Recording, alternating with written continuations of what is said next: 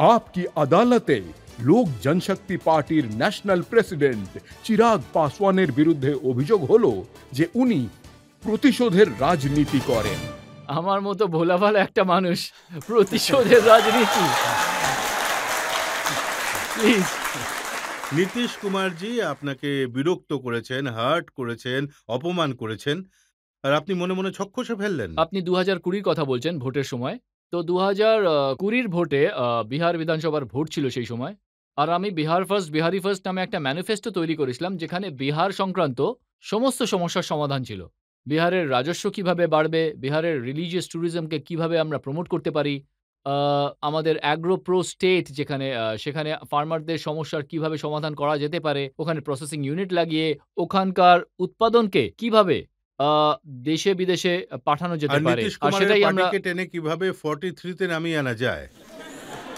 আপনি ওই ভোটটা সম্পূর্ণ নীতিশজির বিরুদ্ধে না, আমি লড়েছিলেন। ওনার বিরুদ্ধে লড়িনি। আমি চেয়েছিলাম যাতে বিহার ফার্স্ট, বিহারি ফার্স্টকে সরকারি এজেন্ডার অংশ বানানো যায়। আর জোটের মধ্যে কোনো কেউই এর মধ্যে সহমত পোষণ করেনি। তখন দুটোই বিকল্প ছিল। এক, আমি অল্টারনেটিভ অ্যালায়েন্স এ চলে যাই। দিস ওয়াজ রাজাদ, কংগ্রেস অ্যান্ড এভরিথিং। বাট আমি তো মোদিজির হনুমান। এটা তো করতেও পারতাম না। উনার বিরুদ্ধে যেতেই পারতাম না। আর সেই সময় পার্টি সিদ্ধান্ত নিল যে আমরা একাই ভোটে লড়াই করব। আর আমরা সৎভাবেই লড়াই করেছি। জেতার জন্যই লড়াই করেছি। জিতিনি, তবে হ্যাঁ, একটু আধটু লোকসাধ্য হয়েছে। আপনার তো কম লোকসান হয়েছিল, নীতিশজির বেশি লোকসান হয়েছিল। উনি তো বলেন যে নীতিশজির ঘরে জ্বালিয়ে তামাশা দেখেছে মোটেও চিরাগ। না। একদমই না। আমি সেরকম ছেলেই নই যে অন্যের দুঃখে আমি আনন্দ করব। হ্যাঁ, নিজের অ্যাচিভমেন্টে প্রাউড ফিল করি অবশ্যই। তবে অন্যের দুঃখের মধ্যে নিজে খুশি হওয়ার মতো নই আমি দেখুন, একেবারেই। এই কথাটা আর কেউ বলেননি। আপনার কাকা পশুপতি পারস। আজ জিজ্ঞেস করুন ওনাকে, দেখুন কি বলে। এখন এখন তো পরিস্থিতি বদলে গেছে। কিন্তু সেই সময় তিনি বলেছিলেন যে, চিরাগ আমায় বলেছিল যে, নীতিশ কুমারকে আমি রাজনৈতিকভাবে শেষ করে দিতে চাই। একদমই না। দেখুন, আমি সবসময়ই পদমর্যাদা, অভিজ্ঞতার সম্মান করে এসেছি। আর সবেমাত্র আমার এই রাজনীতির জীবন শুরু। আমি মোটেও সেই জায়গায় পৌঁছে যাইনি যে একজন পোড় খাওয়া রাজনীতিবিদের বিরুদ্ধে আমি এই ধরনের চিন্তাভাবনা করতে পারবো। এই ধরনের বদলা, as you said, আমি নিতে পারবো। আমার সেই ক্ষমতা নেই। আমার মুখ্যমন্ত্রী গত ২০ বছর ধরে আমার রাজ্যের মুখ্যমন্ত্রী। সেই অবস্থায় আমি সৎভাবে একটা চেষ্টা করেছিলাম যাতে পার্টিকে এগিয়ে নিয়ে যাওয়া যায়। ভোটে লড়াই করে আমার পার্টির বিধায়কদের জেতানোর, যেটা সেই সময় হয়ে ওঠেনি। বাট আচ্ছা, এটা ওনাকে কি হারিয়ে সত্যি দেবো যে এটা আপনি ভাবিনি। আপনার কাকাকে বলেছিলেন, "ফালতু কথা বন্ধ করুন, আপনার রক্ত আর আমার রক্তের মধ্যে ফারাক আছে"? এ বাবা! আচ্ছা, একবারের জন্য চাইবো, কারণ যেহেতু আমরা আদালতে দাঁড়িয়ে রয়েছি, তো আপনি উকিলের ভূমিকা ছেড়ে একবার যদি আমার সাক্ষী হয়ে যান, কারণ আমায় আপনার থেকে ভালো কেউ চেনে না। আপনি আমায় not saying যে আপনার বয়স হয়ে গেছে, আপনি লিটারেলি আমাকে ছোটবেলা থেকে দেখছেন। আপনার কি এটা মনে হয়, যেহেতু আপনি আমার মাকে ভালোভাবে চেনেন, আমার বাবাকেও ভালোভাবে জানতেন, আপনার কি মনে হয় আমার মধ্যে এমন সংস্কার রয়েছে যেখানে আমি আমার বড়দের অপমান করতে পারি? আমি মানছি, সেই সময় রাগের চোটে উনি এমন কিছু কথা বলেছিলেন। আমার মনে হয় আজ উনি হয়তো সেজন্য রিগ্রেটও করবেন, কারণ কথাগুলো সত্যিই নয়। আমার কাছে আমার বাবার পরে উনিই আমার বাবা ছিলেন। আপনি কি জানেন আমরা যে পরিবার থেকে এসেছি সেখানে কাকা কাকিমাও বলি না। মেজো বাবা, ছোট বাবা, মেজো মা, ছোট মা, বড় বাবা এইসবই বলে থাকি। এখানে আমার বাবার পর উনিই ছিলেন আমার বাবা। তো উনার সম্বন্ধে এই ধরনের শব্দ বলা, আচ্ছা, হতে পারে উনি রাগের মাথায় ছিলেন, রেগেছিলেন। কিন্তু আমার যেটা খারাপ লেগেছে, আমি যদি উনার নিজের ছেলে হতাম, রজত স্যার আপনি আমাকে বলুন, আমি যদি উনার নিজের ছেলে হতাম, তাহলেও কি উনি আমার সঙ্গে এমনটাই করতেন? উনি কি একবারও আমাকে সঙ্গে করে বসে, রাগের বশে আমার কানটা ধরতে পারতেন না? থাপ্পড় মারতে পারতেন না? বকাঝকা করতে পারতেন না? বোঝাতে পারতেন তো? একবার তো বলতে পারতেন আমায় যে কিছু একটা সমস্যা হয়েছে। কিন্তু আসল ব্যাপারটা হলো উনি আমায় নিজের বড় ছেলে বলে কখনো মনেই করেননি। একবার যদি মন থেকে নিজের ছেলে ভাবতেন তাহলে এই সমস্যাটাই হতো না। চিরাগ, যেমনটা আপনার সঙ্গে আমার আর বাবা রামবিলাসজির সাথে সম্পর্ক ছিল, আপনার সঙ্গেও সম্পর্ক রয়েছে। সেটা যদি ভাবি তাহলে এই প্রশ্নটা করা আমার পক্ষে খুবই মুশকিলের। কিন্তু এটা আমার কাজ। প্রিন্স, উনি বলেন যে আমার বাবার অপমান হয়েছে। সেই জন্যে আমরা পার্টি ভেঙে দিয়েছি আর পরিবার থেকে আলাদা হয়ে হি গেছি। Was like my kid brother. মানে ও আমার ভাই নয়, ও আমার ছেলে ছিল। আপনি এখনো গিয়ে দেখে নিন কেন্দ্রীয় বিদ্যালয় গোল মার্কেটে ওর যে শাখা রয়েছে, ওখানে ওর রিপোর্ট কার্ডে আমি সাইন করতাম। ওর পিটিএস এ আমি যেতাম। যাকে আমি ছেলের মতো করে দেখতাম, ওকে বায়ো পড়াতাম, ওকে ম্যাথ পড়াতাম, ইংলিশ শেখাতাম, ওর গ্রুমিং করতাম। এত কিছুর পরেও আজ ও আমার ব্যাপারে কি বলছে সেটা আমার খারাপ লাগছে না। আমার খারাপ লাগছে যে ও আমার মাকে, যে ওর জন্য বড় মা ছিল, আজ রাজনৈতিক বিদ্বেষ এত বেশি হয়ে গেল যে আজ ওনার নাম ধরে ডাকছে। আর তাও ভুল নামে ডাকছে। আমার মা, আপনিও জানেন, উনি সরদারনি, পাঞ্জাবি। আর পাঞ্জাবিদের শর্মা টাইটেল ওখানে হয় না। ও ভুল নাম ধরেই বলছে রীনা শর্মা পাসওয়ান। আর উনি হলেন কর। ওখানে কর, সিং, সর্দারদের মধ্যে এই সব টাইটেলই ব্যবহার হয়ে থাকে। রীনা শর্মা পাসওয়ান উনার নাম নিয়ে ও বলতে শুরু করল। আমার মনে হয় না যে কোনো কথা এতটাও বেশি খারাপ হয় যাতে কেউ সম্পর্কের মর্যাদাটা এইভাবে চুরমার করে দিতে পারে। দেখুন, যাকে আপনি মজলে বাবা বলে ডাকতেন, যদি তিনি রেগে থাকতেন বা কোনো কিছু করে থাকেন, তো আপনি তার কাছে গিয়ে কথা বলে ওনাকে মানানোর চেষ্টা করতে পারতেন। সো এটাও একটা মিসিং লিঙ্ক। আমি গিয়েছিলাম। সেই সময় আমার টাইফয়েড হয়েছিল। আমি নিউজ থেকেই জানতে পারি এইসব হয়েছে। ১৩ জুনের রাত ছিল রজত স্যার, ১৩ জুন ২০২১ এর রাত ছিল। যখন আমি নিউজ থেকে এটা জানতে পারি যে এরকম একটা পার্টি, পরিবারে বিচ্ছেদ হয়েছে। অ্যান্ড নেক্সট মর্নিং ১৪ জুন সকালে সমস্ত ভিজুয়াল YouTube এও রয়েছে, আপনাদের আর্কাইভেও থাকবে। আমি অসুস্থ ছিলাম। আমার টাইফয়েড হয়েছিল। হাতে ক্যান্ডুলা লাগানো ছিল, ড্রিপ চলছিল। আমি উনার বাড়িতে গিয়েছিলাম। প্রায় ১.৫ ঘন্টা আমি বাড়ির বাইরে দাঁড়িয়েও ছিলাম। কোন বাড়ির সামনে? যেটা আমার ছিল। যে বাড়ির উঠোনে আমি খেলাধুলা করতাম। অধিকারের সঙ্গে যেতাম। দরজা জানলা খুলতাম, বসতাম, খাওয়া-দাওয়া করতাম। আজ সেই বাড়ির দরজাই আমার জন্য বন্ধ করে দেওয়া হলো। ১.৫ ঘন্টা আমি ওই অসুস্থ অবস্থায় গাড়ির মধ্যেই বসেছিলাম। ১.৫ ঘন্টা পর যখন দরজা খোলা হলো, আমি বাড়ির ভিতরে গেলাম। আর সবার ১ম এ আমার মেজমা মানে আমার কাকিমা, ও ও ওনাকে দেখতে পেলাম।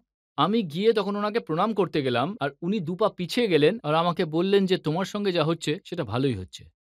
একজন মা নিজের ছেলেকে এইরকম কার্স করছেন যে, "আমার সঙ্গে যা হচ্ছে ভালোই হচ্ছে।" আমি তো সেই দিন আমার সবকিছু দিয়ে দিতে গিয়েছিলাম। আমি শুধু চেয়েছিলাম যে আপনারা পরিবারটা ভাঙবেন না, পার্টি ভাঙবেন না। বাবা অনেক পরিশ্রম করে রক্ত ঘাম ঝরিয়ে এটা তৈরি করেছেন। যদি মনে হয় যে আমার কোনো ভুল হয়েছে, আমি আপনাকে সবকিছু দিতে রাজি আছি। আমি তো গিয়েও ছিলাম ছোট ছেলের মতো। কিন্তু সেই সময়েও উনি আমার জন্য দরজা বন্ধ করে দিলেন। রামবিলাসজি কখনোই চাননি যে পরিবার ভেঙে যাক, পার্টি ভেঙে যাক। উনি সারা জীবন এই চেষ্টাই চালিয়েছিলেন। আর উনি চলে যাওয়ার পর এই ভূমিকাটা আমার কাকারই তো পালন করার কথা ছিল। উনার পর পরিবারের, আমরা বিহারি পরিবারের মানুষজন, আমাদের বাড়ির বড়রাই যা কিছু সিদ্ধান্ত নেন। তো এই অবস্থায় বাবার জায়গায় ওনাকেই তো এই দায়িত্ব পালন করতে হতো। যাতে পার্টি এক থাকে, পরিবারও মানে এক থাকে। এই যে আর গোটা ব্যাপারটা যখন ঘটলো, আপনার মা উনাদের সাথে কথা বলার চেষ্টা করেননি কখনো? So this was even more heartful. সবথেকে বেশি খারাপ এটাতেই লেগেছিল আমার মা, যাকে আমি অভিযোগ করে বলতাম যে, "তুমি আমায় কম ভালোবাসো। আ আর তোমার দেওর আর ভাইপোদের উপর বেশি সময় ইনভেস্ট করো। কেন?" আমার এই জিনিসগুলো খারাপ লাগতো। আমার কাছে আমার কাকা ওনার ছেলের মতোই ছিলেন। এমন কোনো দিন যায়নি যেদিন বৌদি, বৌদি, বৌদি, বৌদি করে উনি বাড়ি ফেরেননি। আর আজ ওই বৌদি চিরাগের মা হয়ে গেল। উনার সমস্ত ইন্টারভিউতে চিরাগের মা, চিরাগের মা, চিরাগের মা। মানে কিভাবে একদিনে সম্পর্ক এইভাবে বদলে যায়? বছরের পর বছর, দশকের পর দশক যে লেডি আপনাকে ছেলের মতো ভালোবাসলো, আপনাকে, আপনার পরিবারকে সামলালো, আজ ৪৪ বছর হয়ে গেল। বাবা যদি থাকতো, আ উনাদের ৪৫ বছর হয়ে যেত বিয়ের। আর গত ৪৪-৪৫ বছর ধরে একজন মা হিসেবে উনি আমার কাকাকে সামলানোর কাজ করলেন, উনার পরিবারকে সামলানোর কাজ করলেন। আর আজ যখন উনি আপনাকে ফোন করছিলেন, গোটা রাত ওই লেডি ১ মিনিটও ঘুমোননি। গোটা রাত ফোন করতে, করতে বলছিলেন, "১ মিনিটের জন্য আসুন পারসজি। আমরা এক জায়গায় বসে সবকিছু ঠিক করে নেব।" এমন কোনো জিনিস হয় না যে আলোচনা করে মেটানো যায় না। একবারের জন্য উনি আসেননি। আর তারপর সেই বৌদি চিরাগের মা হয়ে গেল। আর আমি ছবি দেখেছি আপনাকে ঘর খালি করতে হয়েছিল। মানে যে ঘরে এত বছর ধরে রামবিলাসজি থাকতেন। মানে সেটা ছাড়া তো আমার কাছে আর কোনো মেমোরিই নেই। আমি 82 বর্ন, আর 89 এ আমি ওই বাড়িতে গিয়েছিলাম। আর সেই সময় আমার ৭-৮ বছর বয়স ছিল। আর তার আগে কোনো কিছুই কারোরই মনে থাকে না। তো আমার যা কিছু স্মৃতি সব ওই বাড়িটা ঘিরেই। আর ৩৪ বছর আমি ওই বাড়িতে ছিলাম। তো আপনি যার হনুমান, উনি কি আপনাকে সাহায্য করেননি? আহ I don't know, আমি সাহায্যের ভিক্ষাও অন্যের থেকে, রজত স্যার, কিভাবে করব? কেন করব? না, কারণ লোক লোকজন ট্রোল করছিল। আপনি নাকি বড় হনু হয়ে গেছেন। হ্যাঁ? আমার আমার নিজের লোকেরাই এতে সঙ্গ দেয়নি, তাই না? আমি অন্যের ওপর আশা তখনই রাখবো যখন নিজের লোকরা সঙ্গ দেবে। আর আমি আত্মবিশ্বাসের সঙ্গে বলতে পারি যে আমার নিজের লোক আমার পাশে যদি থাকতো, তাহলে পৃথিবীর কোনো শক্তি নেই যে আমার পরিবার, আমার পার্টিকে ভাঙতে পারত। কোনো শক্তি নেই। ঠকানো, আমার নিজের লোকেরাই আমাকে ঠকিয়েছে। যদি আমার নিজের রক্তের সম্পর্কের ভাই আমার সঙ্গ দিত, আমার বাবার মতো কাকা আমার সঙ্গ যদি দিত, তাহলে আমাকে আচ্ছা অন্য জনের কাছে কি প্রত্যাশা করব? But having said it all, Ganga দিয়ে এখন অনেক জল বয়ে গেছে এই সমস্ত ব্যাপার নিয়ে। এসব ছেড়ে আমি অনেকটা এগিয়ে গেছি। উনিও অনেকটা এগিয়ে গেছেন। চিরাগ, একটা ঝড় এসে সব তোলপাড় করে দিল, বাড়ি হারালেন। কিন্তু এখনো এই চিরাগ নিভে যায়নি। যাই হোক না কেন, সেই ঝড় কিন্তু চিরাগকে নেভাতে পারেনি। এই পার্টি চলে গেল, সিম্বল চলে গেল, তো আপনি কিভাবে পুনরায় পার্টিটাকে দাঁড় করিয়ে ফেললেন? আসলে বাবা না আগে হোক বা পরে he never actually taught me politically কি করতে হবে, কি করতে হবে না। কিন্তু বহুবার উনি আমাকে বলেছিলেন যে জীবনে যখন কিছু বুঝতে পারবে না, সামনে যখন অন্ধকার দেখবে, ক্ল্যারিটি অফ থটস পাবে না, কনফিউজড লাগবে, প্রতিকূল সময় আসবে, ডিফিকাল্ট সময় আসবে, এইরকম সময় শুধু মানুষের মধ্যে যাবে। ওদের মধ্যে গেলে তুমি নিজের রাস্তা খুঁজে পাবে। This is exactly what I did. ১৩ই জুন এই সমস্ত ঘটনা ঘটেছিল। ৫ই জুলাই বাবার বার্থডে ছিল। উনার বার্থডের দিন আমি ওই আশীর্বাদ যাত্রা শুরু করি। হাজীপুর থেকে শুরু করেছিলাম। আর ১.৫-২ বছর একটানা এই যাত্রা চলতে থাকে। And here I am.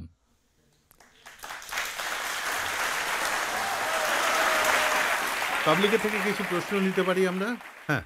আপনার কাছে আমার প্রশ্ন যে যখন আপনার সংকটের সময় ছিল আর আপনার পার্টি একদিকে ভেঙেই গিয়েছিল, তাহলে এটা কি সত্যি যে আপনার বন্ধু তেজস্বী যাদব ওনার পার্টি আরজেডিতে যোগদান করার প্রস্তাব দিয়েছিলেন? না এরকম কোনো প্রস্তাব এসেছিল, আর না ভবিষ্যতে এমন কোনো প্রস্তাব আসার সম্ভাবনাও আছে। আমার নিজস্ব পার্টি আছে। জোটে যদি থাকি, মজবুতের সঙ্গে থাকব, কিন্তু কারোর সঙ্গে মার্জ করব না। খারাপ সময় আপনার প্রতিবেশী সোনিয়াজির থেকেও কোনো মেসেজ আসেনি? Well, I am thinking of it now. না, না। আর ভবিষ্যতে এরকম কোনো সম্ভাবনা আছে আপনি রাহুল গান্ধীর সঙ্গে যাবেন? ওয়েল, কথায় বলে যে you should never say never. But I think this is one thing I can surely say never.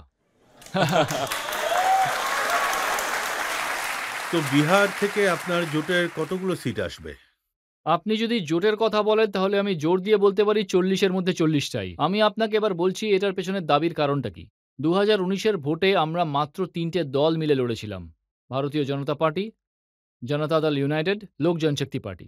আমরা শুধু ৩টে দলই ছিলাম। আমরা ৪০-এর মধ্যে ৩৯টা সিট জিতেছিলাম।